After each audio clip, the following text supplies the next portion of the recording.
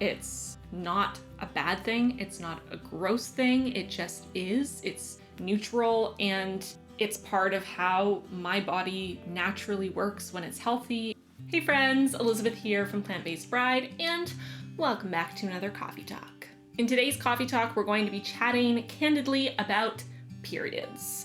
A few weeks ago was National Period Day in the States, and I believe it is the same in quite a few countries. And that started a big conversation on social media about periods and all kinds of things that surround them and the experience of being a human who menstruates. I posted a few stories on the day talking about periods. I reposted some images that resonated with me. I also asked if all of you would be interested in a Coffee Talk video all about periods, and 87% of you said yes. In the next story, I asked all of you what you would want me to cover in a Coffee Talk video about periods, and y'all left me so many suggestions. So I'm gonna go through those suggestions and touch on some of those topics, and we're just gonna casually chat about them. And if there's a topic that I feel could use its own entire video, or if there's something that you feel you would like me to expand upon, please let me know in the comments, and I can make entire videos on some of these more specific aspects of this conversation. But I wanted to start off with sort of an overview video talking a little bit about periods, about period stigma, about why it's important that we talk about periods in general. So hopefully this video is something that's interesting to you. If you are a person who has periods, this is a conversation you should be a part of. And if you're a person who knows literally anyone who has periods, this is a subject you should be educating yourself on. So let's get into all of the things y'all suggested on my Instagram. As a side note, if you want to be more involved in some of these videos, I'm often reaching out to you on Instagram asking for your suggestions. So go follow me on Instagram if you want to be more involved in videos like this one. So there were a lot of responses. Y'all had a lot of things to say. So I'm just gonna scroll through and touch on some of the things that I think are important to talk about. For a little bit of background, I am a human who menstruates. I am a cis woman, and I have been having periods pretty regularly for a decade at this point. And yes, I did wear a shirt covered in periods just for this video. I hope you appreciate it. Also, my uterus decided to pitch in, be on trend, on topic, and I'm menstruating as we speak. So this is what real dedication looks like. All right, let's look at all of your responses. Yes, very true. I work really hard to use inclusive language, and online, I continue that trend. I really try to speak about things in the most inclusive, neutral way possible. So I don't refer to you, my audience, with any gendered words, and I also work very hard to not speak about menstruation, about periods, in a gendered way, because people of all genders can have periods, and people of all genders can not have periods. Menstruating is not specific to any particular gender. It is something that is a widely shared experience by lots of different types of people, and it's important that we talk about it in the most inclusive way we possibly can. I personally am a cis woman. I have a uterus, I have a vagina, I menstruate, but my experience is not that of everyone's experience, so that's just something to keep in mind. You know, keeping in mind what my perspective is coming into this conversation. And also, when you leave comments on this video, I really encourage you to do your best to use inclusive language in your comments, because I have many lovely subscribers who are trans or non-binary who really appreciate that effort that we as a community try to put into using the most inclusive language we can.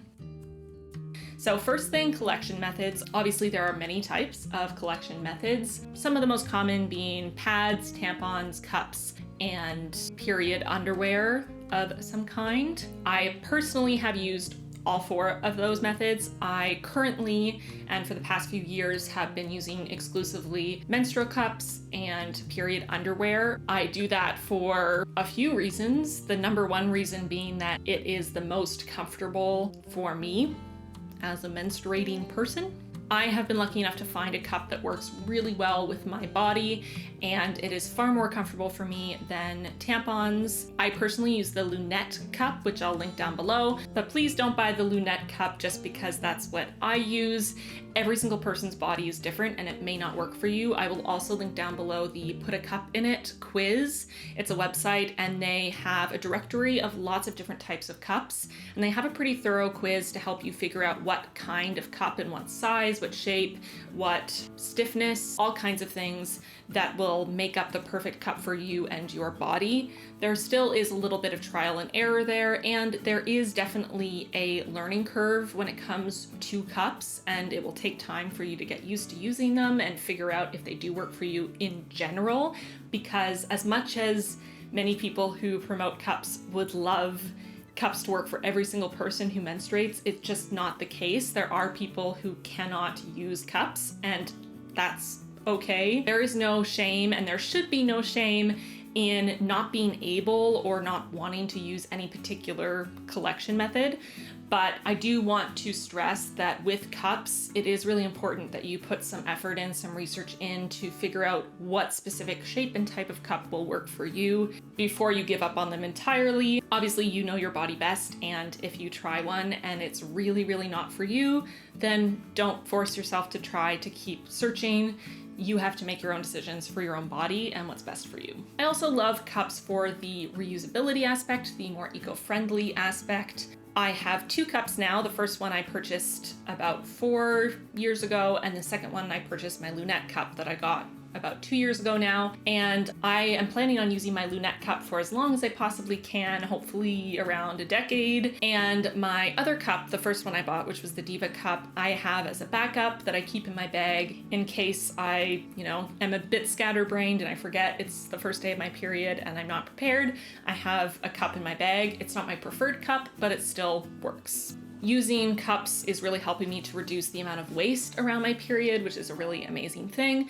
But cups are not the only option if you want a more eco-friendly collection method.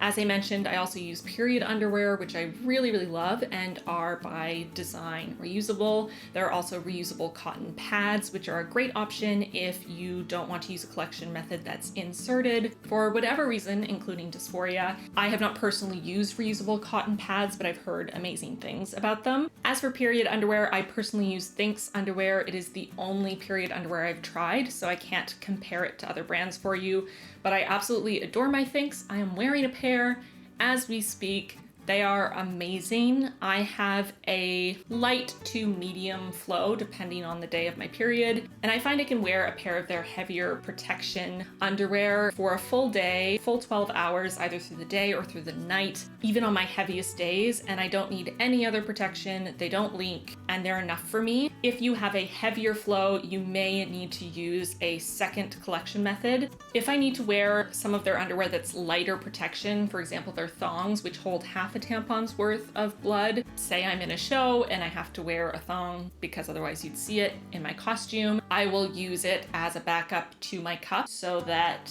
they work together in tandem to protect me even more, unless it's the last day of my period and my flow is really light and I can handle just wearing one of the thongs on their own. But obviously this is going to depend on you and your particular cycle, how heavy it is, what you're doing, all that good stuff. This is so messed up. I don't understand what is gross about a pad, to be honest.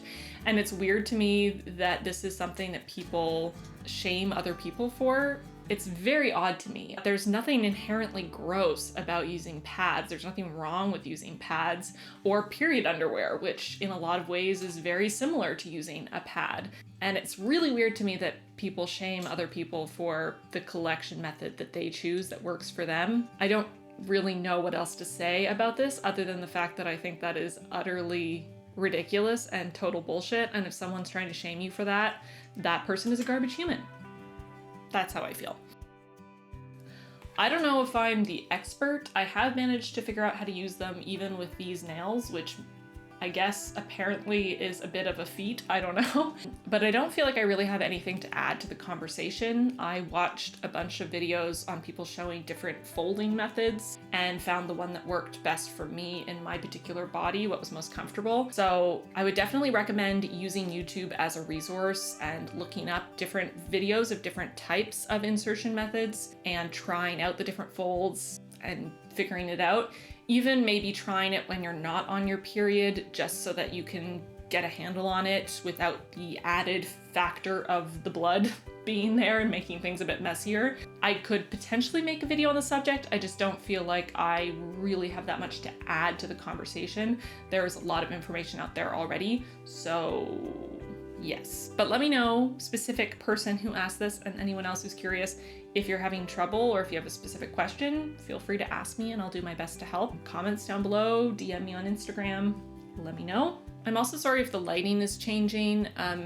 It was really gray out and then all of a sudden the sun came out really strong and now it's behind a cloud. So if the lighting's going all over the place, I apologize, but I don't actually control the sunshine.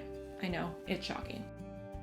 Very true. There is nothing wrong with pads. If they work for you, they work for you. If that's what you like, that's what you like. I would recommend looking into more eco-friendly and, if possible, reusable pads to be easier on the environment. So if you have access to more eco-friendly, maybe organic pad, or if you're able to get reusable cloth pads, I would recommend looking into that and doing your best in that sense. But using pads in general, there's nothing wrong with that. I don't think they smell terrible. I mean, to be completely frank, if you're using any kind of collection method for 10, 12 hours and then you remove it, it's probably gonna smell like the place it just was.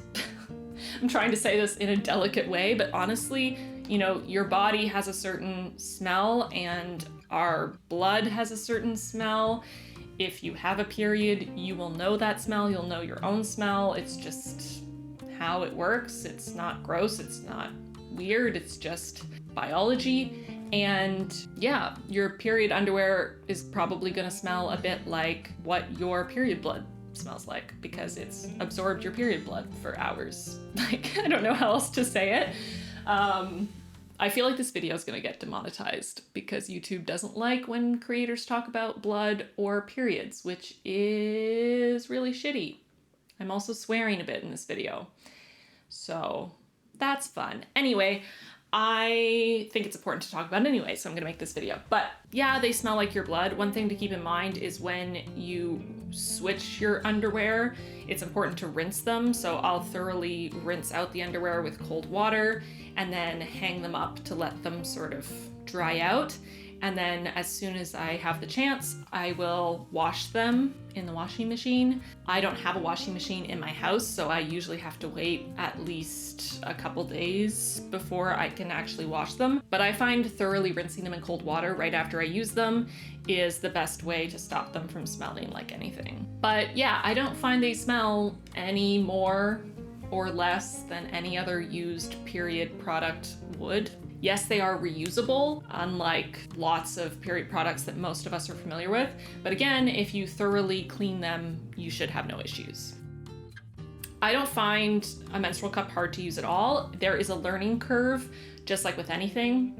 I remember the first day I tried to use a tampon, and I think I went through half a box before I managed to get it in, just the way it is. I had no idea how to do it. It took a little bit of figuring out. There was a learning curve. So the cups are the same. There's a learning curve. You have to insert them in a certain way for it to work. And there's a bit of finagling to get them to seal so you won't have any leaks. And again, it depends on the cup you have. It depends on your specific anatomy. There's a lot of things to keep in mind. So no, I don't think they're hard to use, but there definitely is a learning curve. So that's why I would recommend specifically researching to find a cup that works the best that you can find for your anatomy, and also doing a lot of research, watching YouTube videos on different fold methods, different insertion methods, and trying out a bunch of different ones to find what works best for you. Again, probably when you're not on your period, so you don't have to worry about a mess, and you can just practice the insertion and get a handle on it so that when your period does come, you're more confident.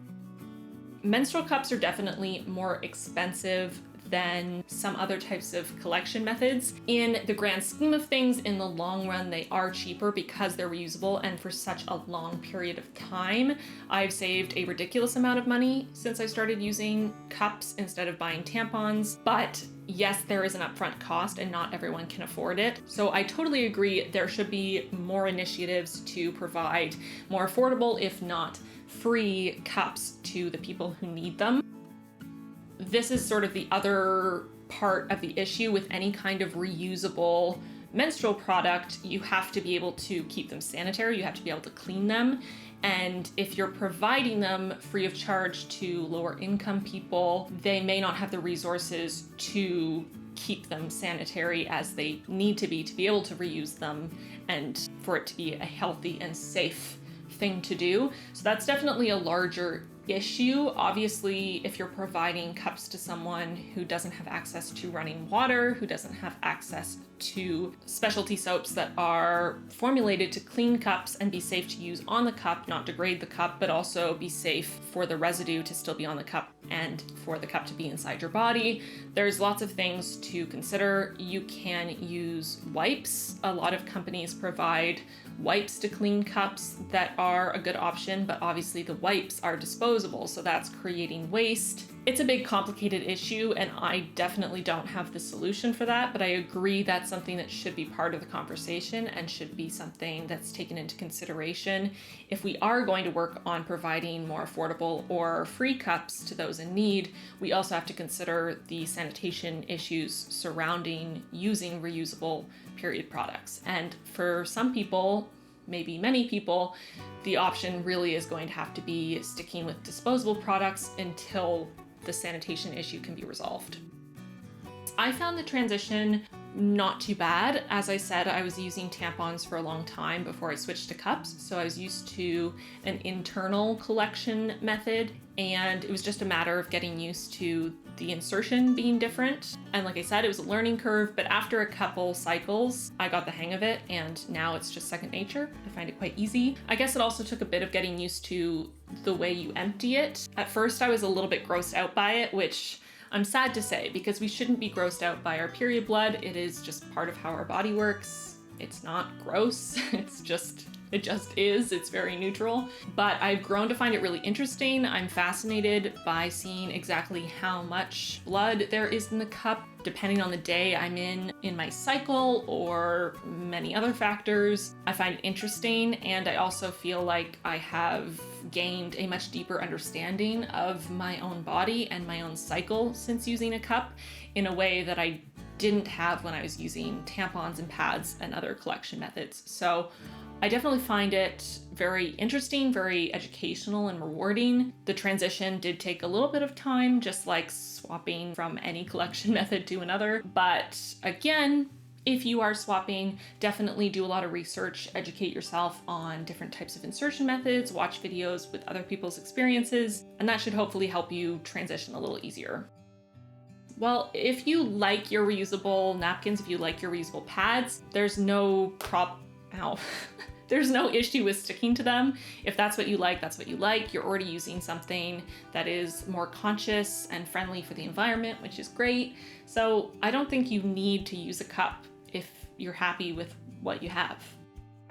Hopefully everything I've shared about cups has helped a little bit with that. If you are scared of using cups, I don't think it's anything to be scared of. I don't feel that they're any more uncomfortable to insert or wear than any other kind of internal collection method. They're different for sure, and there are people for whom it is incredibly uncomfortable or painful depending on your anatomy and the specific cup you're using or how you're inserting it. So that is something to keep in mind, because I can't speak for everyone, I just can't. In my personal experience, it wasn't scary, it wasn't painful, it wasn't uncomfortable. But again, with anything, it's gonna depend on you. Your mileage may vary. If you are still kind of scared to use a cup, maybe leave a comment down below or send me a DM on Instagram if you want it to be private, and maybe I can help you with that. If it is something you want to try, but you're feeling sort of trepidation around it, let me know. Maybe I can help. I'll do my best anyway. That was the first cup I tried, was the Diva Cup. It doesn't work for my particular anatomy. I mean, it works, but it's not ideal for my anatomy. The Lunette Cup fits my body better. I agree. It isn't gross. There's nothing gross about it. There's nothing gross about any collection method, in my opinion, or about periods in general.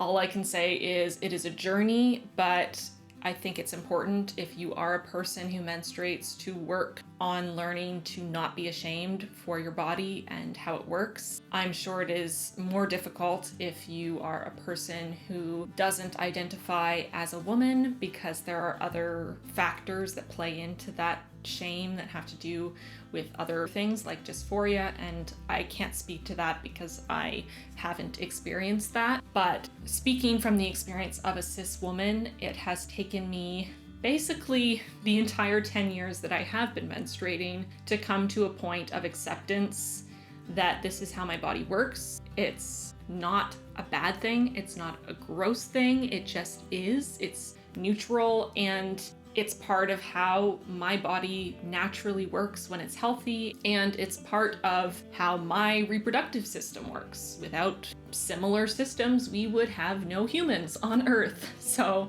it is weird to me that there is such shame and disgust around a natural part of the reproductive process, and I don't like it, but I think what we can do individually is to work on accepting it ourselves, work on eliminating shame in ourselves around our own bodies and how they work, and then working on speaking out about it more, being more open, being more candid about our experiences, and hopefully those things in combination will help to start changing this culture of shame we have around periods. Again, this is a difficult thing, and it's kind of something you have to figure out for yourself. But I would say the best thing to do is just start doing it, start talking about it. It's gonna feel weird at first, but the more you do it, the more used to it you will get.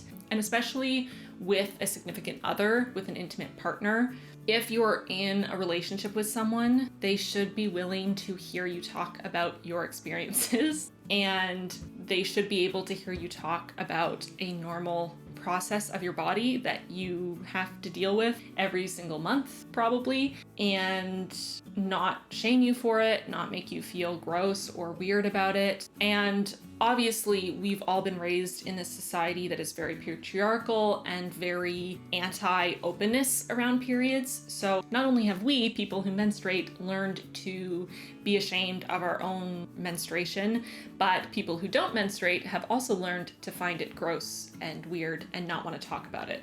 So it might take them some time to get used to hearing you talk about it, but if they love you, if they care about you, hopefully they will put in the effort to kind of combat those initial knee-jerk reactions to find it gross and weird and want to shut down the conversation. Again, it may take time. You may have to have some uncomfortable conversations to get there, but I think it's important to just start talking about it, to express how important it is to you to be able to share that part of your life with a life partner, and hopefully over time it will get easier and you will both be more comfortable talking about it, because it's just part of life, you know?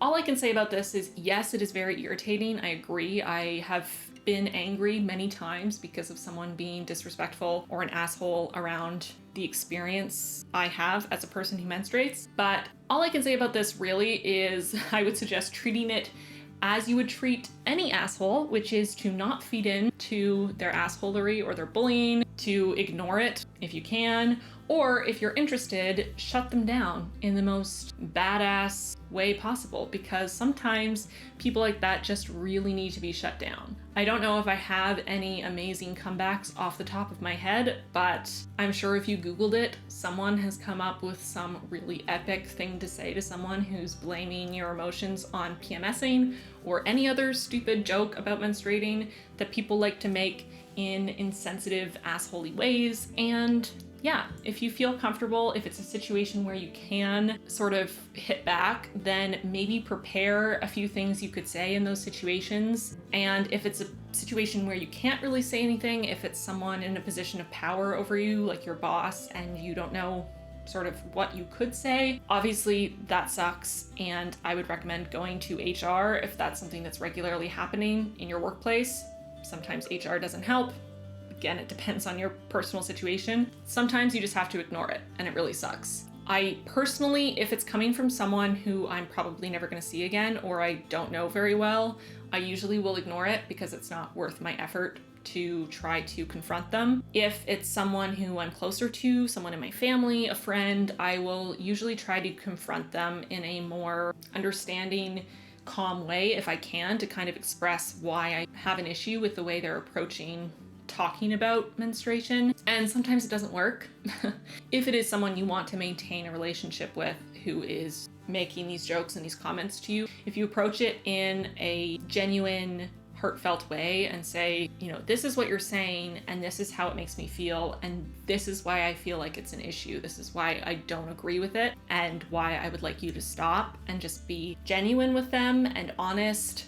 Hopefully, again, if they care about you and they also want to maintain a good relationship with you, they'll reconsider where these comments are coming from and why they feel the need to make them, and maybe they'll go on their own journey of self-discovery and become a more understanding, kind human in general. We can only hope.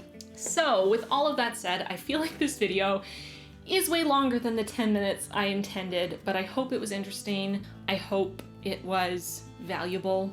I hope you enjoyed it. Again, if there are more subjects you want me to touch on, if anything I talked about in this video you would like me to expand upon in another video, let me know down in the comments. If you have questions, observations, personal experiences, suggestions, anything, leave them down below. I love chatting with all of you in the comments. Hopefully this video is just one step in the direction of less period stigma, less period shame. I think the more we talk about it, the better. So that is what I'm trying to model on my own platforms. So from one menstruating human to another, I hope you're having a beautiful day. I'm gonna go and sit with a heating pad over top of my general uterus area for a while and bleed.